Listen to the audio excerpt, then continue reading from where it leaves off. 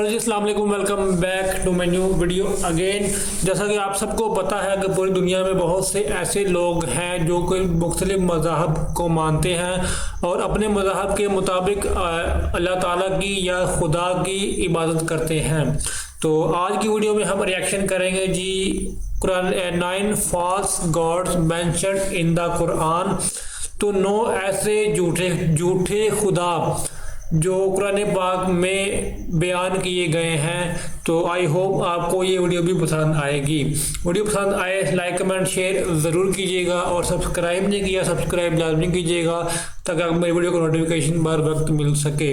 और वीडियो में जो बताया गया है अगर उसको आप सच मानते हैं तो नीचे कमेंट में ज़रूर बताइएगा। तो बिना कुछ देर किए आज की वीडियो को शुरू करते हैं। और अगर आप मेरे चैनल पे न्यू हैं चैनल शेयर लाजमी कीजिएगा और सब्सक्राइब भी ज़रूर कीजिएगा। अस्सलामु अलैकुम दोस्तों, कुरान करीम में मज़कूर है कि आलमी बाला में अल्लाह ताला तमाम रूहों को जमा करके उनसे ये अहद ले चुका है, अलस्तु बिरब्बिकुम, कि क्या मैं तुम्हारा रब नहीं। जिसके जवाब में तमाम अरबा ने कहा कालू बला, यानी बेशक आप ही हमारे रब हैं। इस कौलो करार के बावजूद इंसान ने करोड़ों झूठे माबूद और खुदा गढ़ लिए। बाज इंसानों ने सूरज की परस्तिश की तो बाज ने चांद की, किसी ने आग को खुदा माना तो किसी ने आसमान पर कड़कती बिजली को, और इंसानों की एक बड़ी तादाद तो खुद अपने हाथों से तख्लीक शुदा बुतों को ही अपने खुदा का दर्जा दे बैठी। इन बुतों में से कुछ तो ऐसे अजीबो गरीब थे कि जो न सिर्फ इंसानों से बातें करते बल्कि इनसे चढ़ावी और नजरानी भी तलब करते। आज इस वीडियो में हम आपको चंद ऐसे झूठे खुदाओं का अहवाल सुनाएंगे कि जिन्होंने कौमों की कौमें शिर्क में मुब्तला करके तबाह बर्बाद कर दी, जिनका तस्करा अल्लाह ताला ने कुरान मजीद में किया है और इनके शर से महफूज रहने की तलकीन भी फरमाई है। लात ये पहला खुदा है। लात अहले अरब का एक इंतहाई अहम बुत था। ये मुरब्बा शक्ल का मालिक और सफेद पत्थरों से बना हुआ था। अहले अरब इस बुत की इबादत करते थे और इसे खुदाई का दर्जा देते थे। ये बुत ऐन उस जगह मौजूद था जहां आजकल मस्जिद ताइफ का बाया मीनार वाक़ है। कबीलाए बनो सकीफ लात नामी इस बुत के बहुत ज्यादा मोतकिद थे। तारीखी अरब के मुताबिक जब इब्राहा का लश्कर खानाए काबा पर हमले की गर्ज से ताइफ के करीब से गुजरा तो अहले ताइफ ने उन्हें मक्का तक रहनुमाई और दीगर सहूलियात मुहैया की कि कहीं वो इनके माबूद लात के बुत को मुनहदिम न कर दें। लफ्ज लात के लगवी माने हैं सत्तू घोलने वाला। के मुताबिक जमानाए जाहिलियत में एक शख्स हज्जाज के लिए सत्तू तैयार करता था। इसके मर जाने के बाद अहले ताइफ ने इस चट्टान की परस्तिश शुरू कर दी जहां बैठकर वो ये काम किया करता था। रफ्ता रफ्ता ये झूठा माबूद यानी लात इस कदर मकबूल हो गया कि तमाम अरब में इसकी इबादत की जाने लगी। लात का जिक्र कुरान करीम की सूरह नजम में उज़ा और मनात के साथ हुआ है। दौरे जाहिलियत में ये तीनों अहले अरब की मोअज़्ज़ज़ तरीन देवियां थीं जिन्हें वो खुदा की बेटियां तस्लीम करते थे। नाऊज़ु बिल्लाह। उज़ा ये जी दूसरा खुदा है। पहला खुदा ज़हूर इस्लाम से कबल उज़ा अहले अरब में सबसे ज्यादा पूजा जाने वाला बुत था।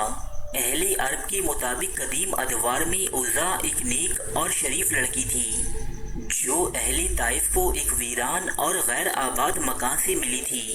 रिवायत के मुताबिक जो भी इस लड़की पर बुरी नजर डालता वो किसी न किसी आफत में मुब्तला हो जाता, इसलिए अहले ताइफ इसे खुदा की बेटी कहा करते। नाऊज़ु बिल्लाह। फिर एक दिन ये लड़की अचानक ही कहीं गायब हो गई, लेकिन अहले अरब ने मक्का और ताइफ के दरमियान मौजूद वादी नखला में एक बुत बनाकर इस लड़की की इबादत शुरू कर दी। कुरैश समेत अरब की तमाम मशहूर कबाइल उज़ा की इबादत के लिए यहाँ आते और कुर्बानी के जानवर यहाँ लाकर ज़िबा करते। उज़ा के बुत की एक खास बात ये थी कि ये अपने पैरोकारों से कलाम भी करती थी, यानी ये एक बोलने वाला बुत था। दोस्तों, दर हकीकत ये इब्लीस की हामी एक जिन औरत थी جو اس مندر سے قریب جھاؤ کے ایک درخت پر رہا کرتی۔ فتح مکہ کے بعد حضور اکرم صلی اللہ علیہ وآلہ وسلم نے عزا کا بت گرانے اور جھاؤ کے اس درخت کو کاٹنے کے لیے حضرت خالد بن ولید رضی اللہ تعالی عنہ کو روانہ کیا۔ حضرت خالد بن ولید نے نہ صرف عزا کے اس مشہور بت کو توڑ دیا بلکہ اس شیطان جن کو بھی قتل کر دیا کہ جس کے باعث یہ بت کلام کرتا تھا۔ عزا، منات۔ المنات، منات بھی لات اور عزا کی طرح عربوں کا ایک قدیم معبود تھا جسے یہ لوگ موت اور تقدیر کا مالک سمجھتے تھے۔ منات کو سرزمین عرب کا سب سے قدیم بت بھی تسلیم کیا جاتا ہے۔ منات کا مندر مکہ اور مدینہ کے درمیان قدید نامی مقام پر واقع تھا۔ یوں تو تمام عرب ہی منات کی عبادت کرتا تھا، تاہم یثرب کے دو بڑے قبیلے اوس اور خزرج اس کے بہت زیادہ معتقد تھے۔ اوس اور خزرج میں یہ روایت تھی کہ جب ان قبائل کے لوگ حج کر کے واپس لوٹتے تو وہ چائے چاہیے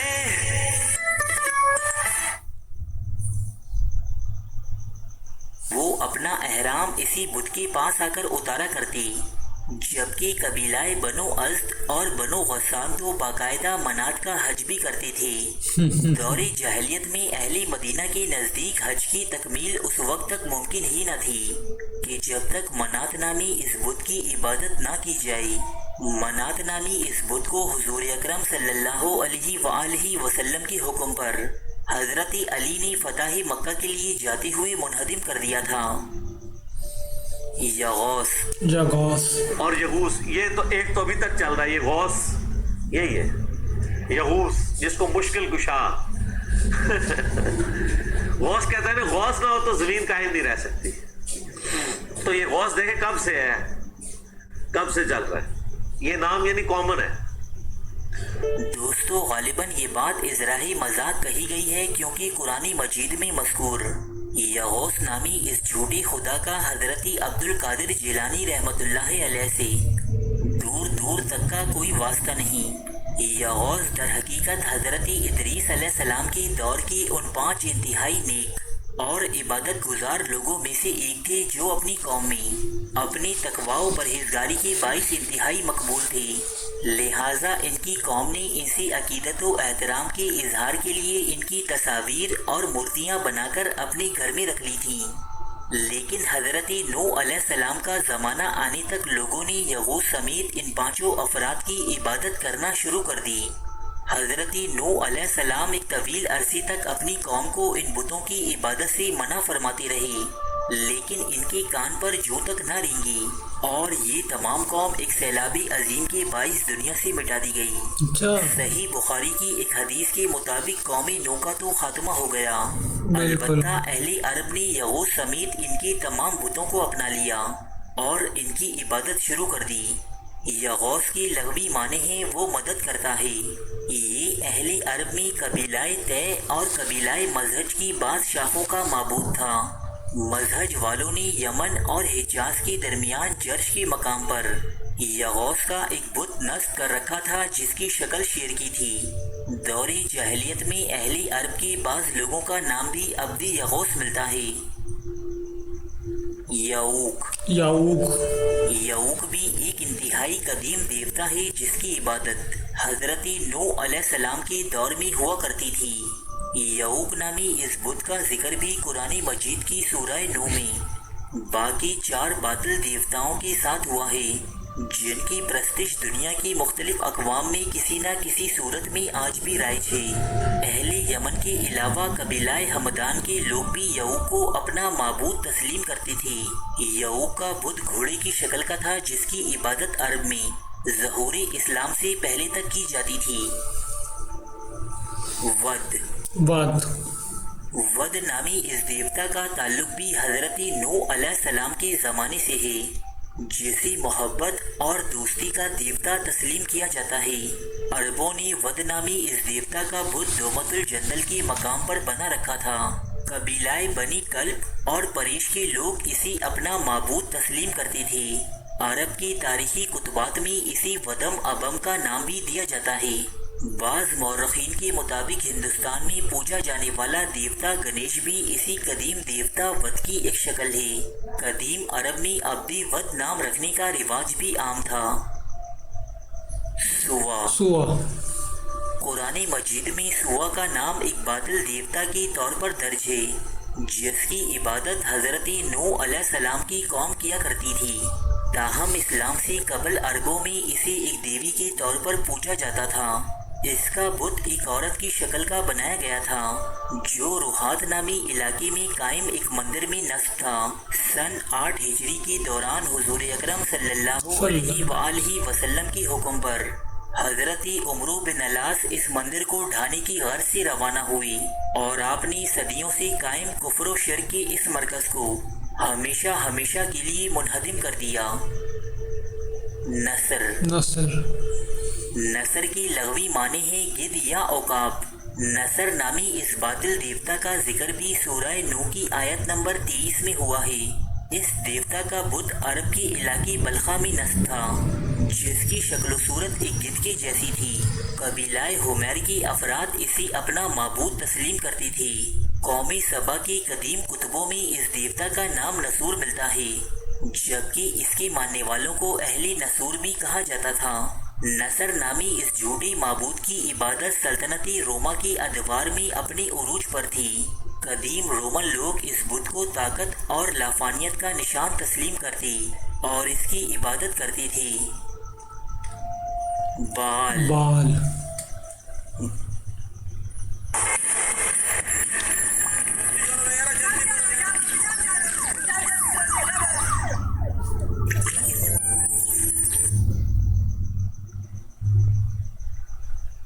بال نامی اس جھوٹی خدا کا ذکر بھی قرآن مجید کی سورہ الصافات کی آیت نمبر 125 میں ہوا ہے۔ حضرت الیاس علیہ السلام کی قوم اس بت کی عبادت کیا کرتی تھی، جبکہ لوگوں نے اپنے شہر کا نام بھی اس بت کے نام پر یعنی بال بک رکھا ہوا تھا۔ یہ سونے سے بنا ایک بت تھا جس کی لمبائی 20 انسانی ہاتھوں کے برابر تھی۔ 20 انسانی ہاتھوں کے برابر 400 کے لگ بھگ تھی، جنہیں بال کی رسول کہا جاتا تھا۔ یہ بت نومولود بچوں کی قربانی کے حوالے سے خاصا بدنام ہے، کیونکہ قومی بنی اسرائیل اور بال کی عبادت کرنے والی دیگر قومیں یہاں اپنی مرادی طلب کرنے آتی اور قربانی کے طور پر اپنے نومولود بچوں کا نذرانہ پیش کرتی، جنہیں یہاں موجود سادھو آگ میں جھونک دیتے۔ دوستو، یہ تھے وہ چند باطل معبود کی جن کا ذکر اللہ تعالیٰ نے قرآن مجید میں کیا اور قیامت تک آنے والے انسانوں کو شرک و گمراہی سے بچنے کی تلقین فرمائی۔ تو یہ تھی جی آج کی ویڈیو، جس میں ہم نے دیکھا قرآن مجید کے حوالے سے جو قرآن مجید میں بتائے گئے 9 جھوٹے خدا جن کا ذکر قرآن پاک میں بیان کیا گیا ہے۔ تو مجھے جو ایک بات نظر آئی، آپ کو شاید سمجھ آئی ہو نہ آئی ہو، جتنے بھی خدا کا ذکر قرآن پاک میں ہوا ہے نا، یہ سارے خدا عرب میں ہی شاید موجود ہیں۔ تو ان کا سب کا علاقہ جو ہے نا عرب کے نزدیک ہی یا عرب میں سب یہ بت موجود تھے۔ تو آئی ہوپ آپ کو یہ ویڈیو بھی پسند آئی ہوگی۔ تو ویڈیو پسند آئے لائک کمنٹ شیئر ضرور کیجیے گا، اور سبسکرائب نہیں کیا سبسکرائب لازمی کیجیے گا تاکہ آپ کو میری ویڈیو کا نوٹیفیکیشن بر وقت مل سکے۔ تو ملتے ہیں جی کل ایک نئی ویڈیو کے ساتھ، تب تک کے لیے اللہ حافظ۔